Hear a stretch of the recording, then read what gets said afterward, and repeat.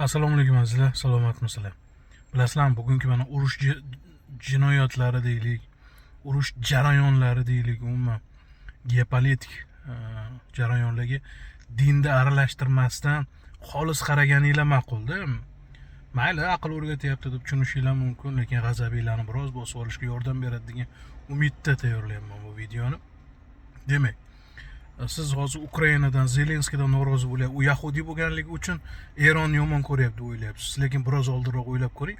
U yerdagi bolalarning o'limida shahid dronlarini to'g'ridan to'g'ri hali Rossiyada zavod ochilmasdan oldin yetkazib bergan Eron edi.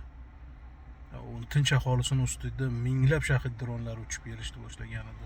Bunaqa vaziyatda siz uni o'rniga o'zingizni davlatingizni manfaatlaridan kelib chiqib o'ylashga harakat qilib ko'ring.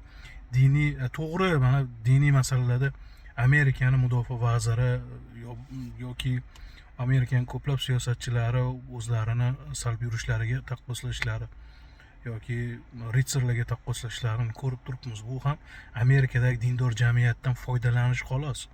Bu yerda faqat pul masalalari va strategik geografik joylashuvlarni egallash masalalari ketyapti. Mana shu narsani chuqurroq o'ylang. Hamisha davlatimizni manfaatini birinchi o'ringa qo'ying. Aksi holda bilasizlarmi, jahon ommaviy axborot vositalarida bugun e'lon qilishyapti. O'tgan yildan bu yilgacha 2000 dan oshib ketibdi zaharlangan bolachalar bog'chalarda. Balki shular haqida ko'proq fikr yuritishimiz kerakdir. Balki qanchadir o'limlar bo'lgandir, buni yopti qilib yuborishgandir. Qaysi amaldorlar bunga javobgar? Kim javobgarlikka tortyapti bu masalalarda? Balki shu narsalarni o'ylab ko'rishimiz kerakdir. O'zimizni jamiyatimizdagi huquqni ta'minoti, siyosiy jarayonlarni o'zimizni ichimizda o'ylamaydigan bo'lsak, jahondagi bu muvozanatni zanjir burkun kelib bizga ham tekkanida katta jabr ko'radigan biz bo'lib qolaveramiz. Ko'rayotgan bo'lsanglar, asosiy manzaralar davlatni boshqarayotgan siyosatchilar bilan chiqib kelyapti muvozanat.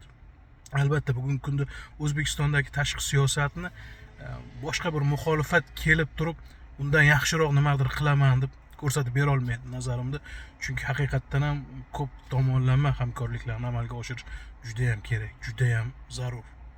Ammo ichkarida nimalar bo'lyapti?